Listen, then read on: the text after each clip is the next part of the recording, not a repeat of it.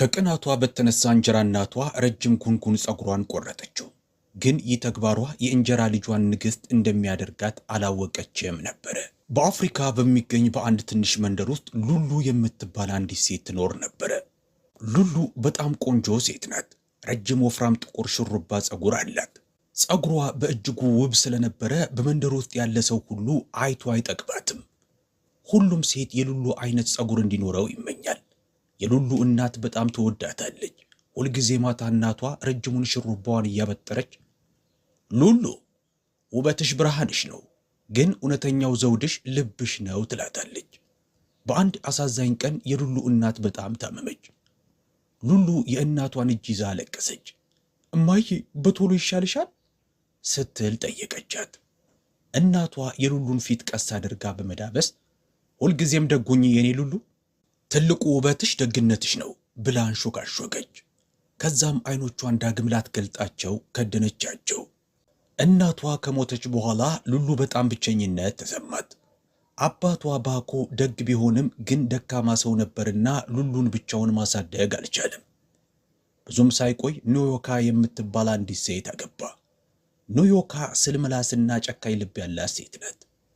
ኖዮካ ከሉሉ በ5 ዓመት የምታንስ ታሚና የምትባል የራሷ ሴት ልጅም ነበረቻት። ታሚና በጣም የተጨማለቀች ስራ የማትሰራ ቀኑን ሙሉ ጥፍሯን ቀለም እየቀባች ቴሌቪዥን ስታይ የምትውል ልጅ ናት። ኒዮካ ታሚናን በጣም ተወዳት ስለነበረ የጠየቀቻትን ነገር ሁሉ ትሰጣታለች። ግን ወደ ቤቱ ከገባች ከመጀመሪያው ቀን ጀምሮ ኒዮካ ሉሉን በጣም ትበድላት ጀመር። ልክ እንደ ሰራተኛ ሉሉ በየቀኑ ያለማንም አጋዥ ቤቱን ታጸዳለች፣ ሳህኖቹን ታጥባለች፣ ምግብም ታበስላለች። እጇን ይደክመዋል፣ ወገቧንም ያማታል። አንድ ቀን ማታ ሉሉ ቤቱን አጽድታ ስትጨርስ በጣም ራባት። ከዛም አይኖቿ በእንባ ተሞልተው ኒዮካ ጋር ሄደችና አክስቴ ኒዮካ አጽድቼ ጨርሻለሁ፣ አሁን መመገብ እችላለሁ ስትል ጠየቀቻት።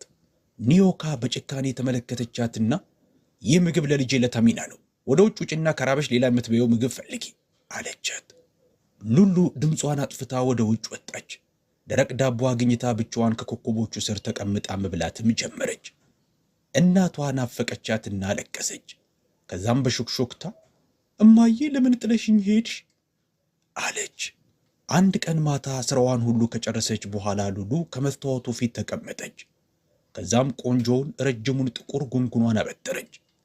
መልኳን በመስታወቱ እንደተመለከተች በሐዘን ፈገግ ብላ እማዬ ሁሉንም ነገር ሊወስዱብኝ ይችላሉ፣ ግን ጸጉሬን መውሰድ አይችሉም። ከአንቺ የቀረኝ ብቸኛ ነገር ይህ ነው ስትል አንሾካሾከች። በመንደር ውስጥ ያሉት ኮረዳዎች የሉሉን ውበት አሁንም ያደንቃሉ። አንዷ ልጃገረድ ሉሉ በጣም ቆንጆ ነሽ፣ ጸጉርሽ እንከን የለሽ ነው አለቻት። ሉሉ ፈገግ አለች በስሱ፣ ግን ልቧ አዝኖ ነበረ። ምክንያቱም ቤት ውስጥ እንደዚህ ያሉ የደግነት ቃላቶችን ሰምታ አታውቅምና። ታሚና ሉሉን ከርቀት ተመለከተቻትና ቅናት ተሰማት።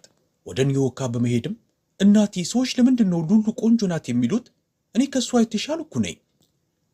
ኒዮካ ታሚናን አጥብቃ አቀፈቻትና አንቺ በጣም ምርጥ ነሽ የኔ ውድ፣ ደግሞ አትጨነቂ፣ ሉሉ በፍጹም ከአንቺ የተሻለች አትሆንም አለቻት።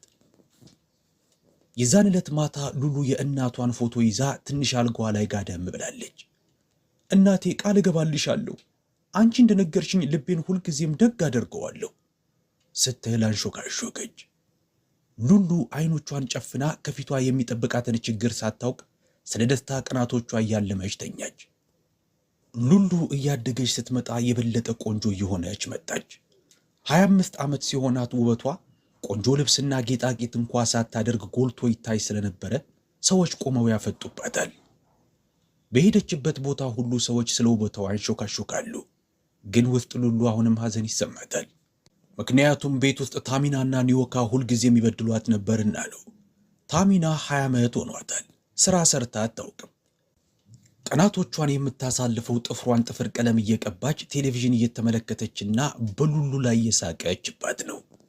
አንድ ቀን ታሚና በሉሉ ላይ ጣቷን እየጠቆመች ጎላ ባለ ድምፅ ሉሉ ውበትሽ እንኳ የቤት ሰራተኛችን የመሆንሽን ሐቅ ሊቀይረው አይችልም አለቻት። ሉሉ ስሜቷ ተጎዳ፣ ግን ምንም አላለቻትም። የዕለት ተዕለት ስራዋን ነገሮች አንድ ቀን ይቀየራሉ ብላ ተስፋ በማድረግ መስራት ቀጥላለች። በአንድ ፀሐያማ ቀን በመንደሩ ውስጥ አንድ ጎላ ያለ ድምፅ አስተጋባ። የከተማው አዋጅ ነጋሪ ነበረ። ጮክ ባለ ድምፅ እንዲህ አለ። አዳምጡ፣ ሁላችሁም አዳምጡኝ። በቤተ መንግሥት ውስጥ የሚደረግ የንጉሳውያኖች ድግስ አለ። በዚህ ድግስ ላይ ሁሉም ያላገቡ ልጃገረዶች መምጣት አለባቸው። በድግሱም ላይ ልዑሉ ሙሽራውን ይመርጣል። የሉሉ አይኖች በተስፋ አበሩ። ልቧን በደስታ ዘለለች።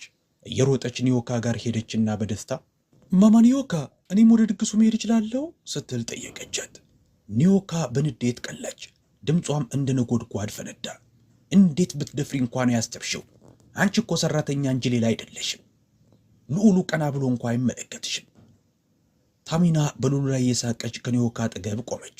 ከዛም ቆጣ ባለ ድምፅ ተመልከችኝ ሉሉ፣ ለንግስትነት የሚበቃው የኔ ፊት ነው።